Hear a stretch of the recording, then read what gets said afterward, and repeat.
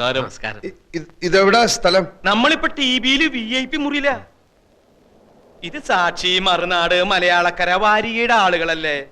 എന്താ എല്ലാരും കൂടെ? മരുപ്പച്ച തേടിയുടെ 9-ാം അധ്യായം. ചാക്യാർകൂത്തിന്റെ ക്ലൈമാക്സ് നാളെ കമ്പോസ് ചെയ്തില്ലെങ്കിൽ കമ്പോസ്റ്റ് ചെയ്തില്ലെങ്കിൽ അധ്യായം മുടങ്ങും. പാതി വഴിക്കും നോവൽ അവസാനിക്കും. അവസാനിക്കട്ടെ. സാഗർ കോട്ടപ്പുറം എന്ന നോവലിസ്റ്റ് മരിച്ചു പോയതിനാൽ നോവൽ നിർത്തുന്നു പരസ്യം ചെയ്തോളൂ. അതേടോ, സാഗർ കോട്ടപ്പുറം എന്ന നോവലിസ്റ്റ് മരിച്ചു. ഇപ്പൊ ഈ നിൽക്കുന്ന അയാളുടെ പ്രേതമാണ് ഇവിടുത്തെ തഹസിൽദാരെ രക്തം കുടിക്കാൻ വന്ന പ്രേതം.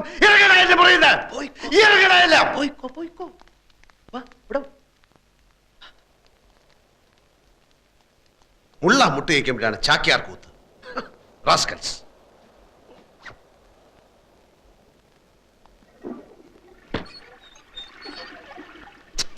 ഇയാളെന്താ പോവാത്ത? അവന്മാരെ ഇറക്കി വിട്ടത് നന്നായി. കേരളത്തിന്റെ പ്രിയപ്പെട്ട നോവലിസ്റ്റ് അകത്തായപ്പോ അയാളെ ജാമ്യത്തിലെടുക്കാൻ ഒരുത്തനും വന്നില്ല. നന്ദിയില്ലാത്ത വർഗം. ഞാൻ ഒരുത്തനോട് അപേക്ഷിച്ചിട്ടില്ല എന്നെ ജാമ്യത്തിൽ ഇറക്കാൻ. അപേക്ഷിക്കാതെ വരുന്നവനാണ് യഥാർത്ഥ സ്നേഹിതൻ. അല്ല, കൂട്ടത്തിൽ ഏറ്റവും കൂടുതൽ കള്ള കണ്ണുള്ളവനാണ് താൻ. കത്തുന്ന പുരയിൽ ഈർക്കിൽ വലിച്ചുരുന്നവൻ. ഞാനെന്ന മനുഷ്യനെ താൻ കാണുന്നില്ല. തനിക്ക് വേണ്ടത് നോവലിസ്റ്റിനെയാണ്. തന്റെ തൊലിഞ്ഞ വാരികയിൽ നോവൽ എഴുതാമെന്ന് ഏറ്റ വിറ്റയായ നോവലിസ്റ്റിനെ എനിക്ക് മനസ്സിലോ എഴുതാൻ. ഉടനെ വേണമെന്നില്ല കോട്ടപ്പുറം. എങ്കിലും ഒന്ന് ഓർക്കുക, നമ്മൾ പരസ്യം ചെയ്തിട്ട് 5 ആഴ്ച കഴിഞ്ഞു. നമ്മളല്ല, താൻ. താൻ ഇനി ഇവിടെ തന്റെ കണ്ണി അടിച്ചു പൊട്ടിക്കും. എന്റെ കർത്താവ്, എന്റെ മഞ്ചാടിയുടെ ഭാവി. എനിക്ക് പൊതിരെ തല്ല് കിട്ടി. എവിടുന്നാ? കല്ലേറ് കൊള്ളാത്ത ഒരവയവം ഇപ്പൊ ഈ ശരീരത്തിലില്ല. താൻ പിന്നെയും അവളോട് മാപ്പ് പറയാൻ പോയോ? ഇല്ല, വാടക വീട്ടിൽ ചെന്ന് നമ്മുടെ സാധനങ്ങൾ എടുക്കാമെന്ന് വെച്ച് പോയതാ. ഇരുട്ടായിരുന്നിട്ടും ഏതോ ഒരു തെണ്ടി എന്നെ കണ്ടുപിടിച്ചു. ആളുകൾ കൂടി എടാ ബലാത്സംഗ വീര എന്നും പറഞ്ഞുകൊണ്ട് കല്ലേറ് ഇടിയും തുടങ്ങി. ഞാൻ എങ്ങനെ അവിടുന്ന് ജീവനോടെ രക്ഷപ്പെട്ടെന്ന് ഇപ്പോഴും പിടിയില്ല. ഇത് സഹിക്കാവുന്നതിന് അപ്പുറമായിരിക്കുന്നു. ഈ ധൂമകേതു കാരണം, ഈ യക്ഷി കാരണം.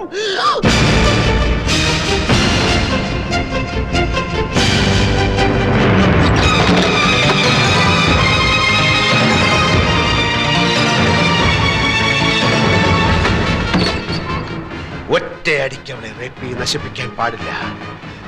പൊന്മുട്ടയിടുന്ന താറാവിനെ അങ്ങനെ കൊല്ലാൻ പാടില്ലല്ലോ.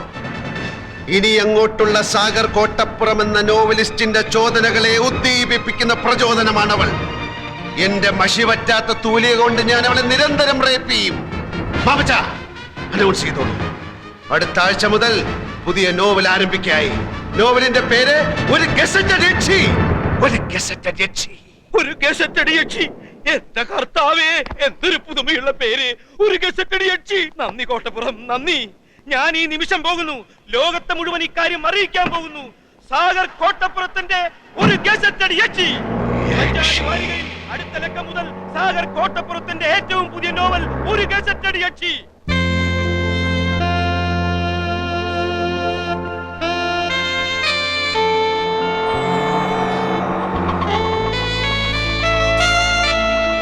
ടൗണിൽ മുഴുവനും പോസ്റ്റർ ഒട്ടിച്ചു കഴിഞ്ഞു. സാഗർ കോട്ടപ്പുറം എഴുതുന്ന സർവീസ് സ്റ്റോറി ഗസറ്റഡ് യക്ഷി. ആ തഹസിൽദാർ പൂതനയുടെ അതേ മുഖമാണ് പോസ്റ്ററിൽ. താലൂക്ക് ഓഫീസിന്റെ ചുവരിലൊട്ടിച്ച പോസ്റ്ററിന്റെ മുമ്പിൽ അവളുടെ ജീപ്പ് വന്ന് നിൽക്കുന്നതും പോസ്റ്റർ കണ്ടവൾ നടുങ്ങുന്നതും ഞാൻ നേരിട്ട് കണ്ടു. എന്താണ് അവളുടെ അടുത്ത് നീക്കമെന്നറിയാൻ ഞാൻ കാത്തു നിന്നു. 5 മിനിറ്റ് കഴിഞ്ഞില്ല. പ്യൂൺ വെളിയിൽ വരുന്നു, പോസ്റ്റർ വലിച്ചു കീറുന്നു. ഞാൻ നേരെ മാമച്ചന് ഫോൺ ചെയ്തു. ഉച്ചക്ക് മുമ്പ് അതേ ചുമരിൽ പോസ്റ്റർ വീണ്ടും ഒട്ടിക്കുമെന്ന് മാമച്ചൻ എനിക്ക് വാക്ക് തന്നിരിക്കുക. Very good, very good. അവൾ തന്നെയാണ് ഗസറ്റഡ് യക്ഷി എന്ന് അവൾ അറിഞ്ഞല്ലോ. എന്നാലേ അവൾ നോവൽ വായിക്കൂ. വായിച്ചാലേ എഴുത്തുകാരന്റെ തൂലികയുടെ ശക്തി ആ ശൂർപ്പണഖ അറിയൂ. അതെ, അതിരിക്കട്ടെ, നമ്മുടെ കഥ എവിടം വരെയായി?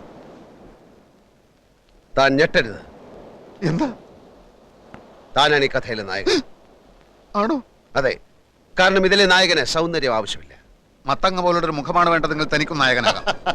ഈ വിഷയം നമുക്ക് പിന്നീട് ചർച്ച ചെയ്യാം. അല്ലെങ്കിലും ഇതൊരു നായക പ്രാധാന്യമുള്ള കഥയാണ്. അടിമുടി അവളാണ്. അവളുടെ കൗടില്യങ്ങളുടെ കഥയാണ്. ആദ്യ ഭാഗം ഞാൻ വായിക്കാം. സാധാരണ പൈങ്കിളി നോവലിലെ പോലെ ആമുഖമോ വർണ്ണനകളോ ഇല്ല. അവളുടെ അന്തരാളത്തിലേക്ക് നേരിട്ട് കിടക്കുകയാണ് നോവലിസ്റ്റ്. ഇവൾ അനിത. പുതിയ തലമുറയിലെ പെൺകുട്ടികളുടെ ആസൂത്രണ മനോഭാവത്തിന്റെ കഥ ഇവളിൽ നിന്ന് തുടങ്ങുന്നു. ഇവളിൽ പ്രണയത്തിന്റെ ലോലഭാവങ്ങളില്ല. മനുഷ്യബന്ധം, ദയ, കാരുണ്യം തുടങ്ങിയ വികാരങ്ങൾ ഇവൾ കന്യം. നേട്ടങ്ങളിൽ മാത്രമാണ് നോട്ടം. കീഴടക്കല്ലാണ് ഇവളുടെ സംതൃപ്തി. സൗന്ദര്യമാണ് ഇവളുടെ വജ്രായുധം. ഒരേ സമയം പല കാമുകന്മാരുടെയും വിശ്വസ്തയായ കാമുകി. നഗരത്തിന്റെ ശാപമെന്നല്ല അതെന്തു പറയാൻ. ഇന്നവൾ ഇവിടെ municipal commissioner.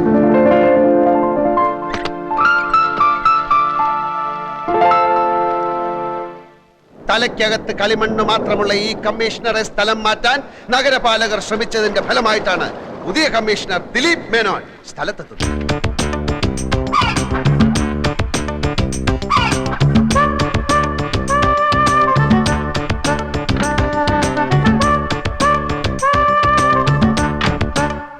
Hello mister Dileep Menon, താങ്കൾ ചാർജ് എടുക്കാൻ വരുന്നുണ്ടെന്ന് ഞാൻ അറിഞ്ഞു. താങ്കളെപ്പോലെ മിടുക്കനായ ഒരു കമ്മീഷണറെയാണ് ഈ നഗരത്തിന് ഇപ്പോൾ ആവശ്യം. I heard you are so imaginative, a man with lot of innovative ideas. Yes sure. Before you take charge, shall we meet?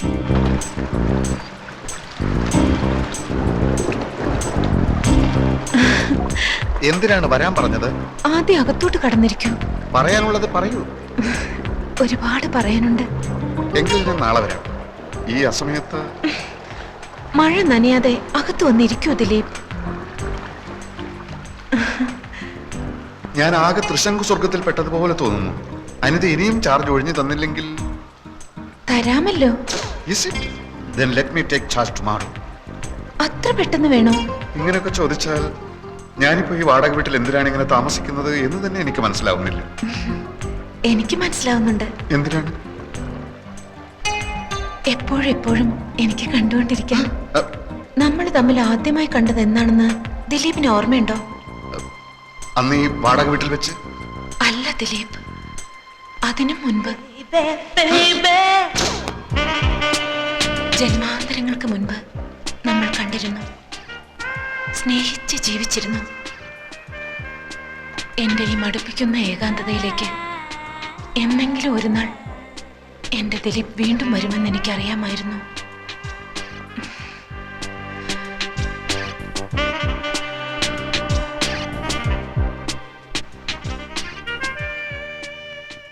തനിക്ക് എന്താണ് സംഭവിക്കുന്നതെന്ന് ദിലീപ് മേനോന് നിശ്ചയമുണ്ടായിരുന്നില്ല. അന്ന് വരെ പരസ്ത്രീ സ്പർശം അറിഞ്ഞിട്ടില്ലാത്ത ദിലീപ് മേനോൻ ഒരു സ്വപ്നത്തിലേക്ക് വഴുതുകയാണ്. പാവം മേനോൻ കമ്മീഷണർ അനിതയുടെ കാപട്യം അറിയാതെ ആ നിമിഷത്തിൽ അവളെ പ്രണയിക്കാൻ തുടങ്ങി. അന്നേരം ഒരു സർക്കസുകാരിയുടെ മെയ്വഴക്കത്തോടെ ദിലീപ് മേനോനിൽ അനിത പടർന്നു കയറി.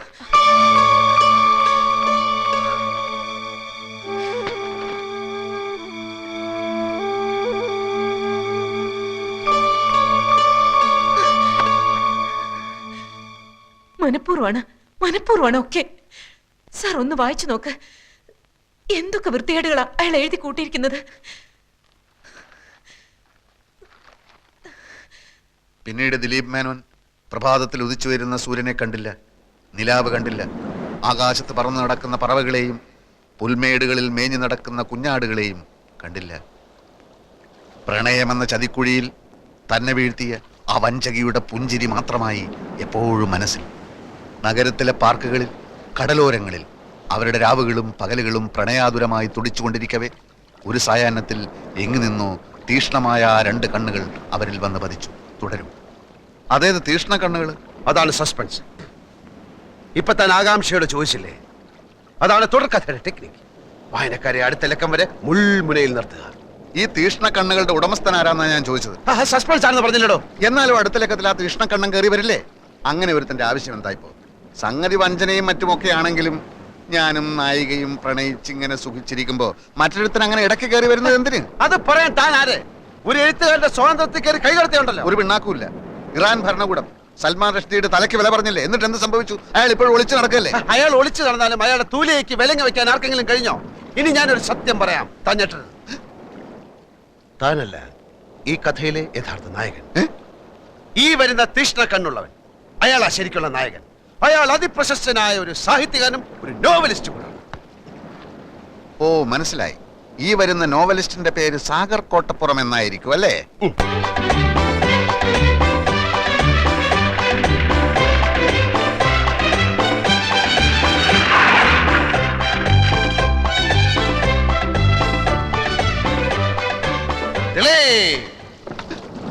അയ്യോ, ഞാൻ ജയദേവൻ, ദിലീപിന്റെ സുഹൃത്താണ്, എഴുത്തുകാരൻ. അറിയാം, ഫോട്ടോ കണ്ടിട്ടുണ്ട്, വായിച്ചിട്ടുണ്ട് ഒരുപാട്. അനിത എന്നാണ് പേര് അല്ലേ? അയ്യോ, എന്റെ പേരെങ്ങനെ അറിഞ്ഞു? ഒരു എഴുത്തുകാരൻ എല്ലാം അറിഞ്ഞിരിക്കും. ഞാനിപ്പോ വന്നത് എനിക്ക് അനിതയോട് മാത്രമായി ചില കാര്യങ്ങൾ സംസാരിക്കാൻ.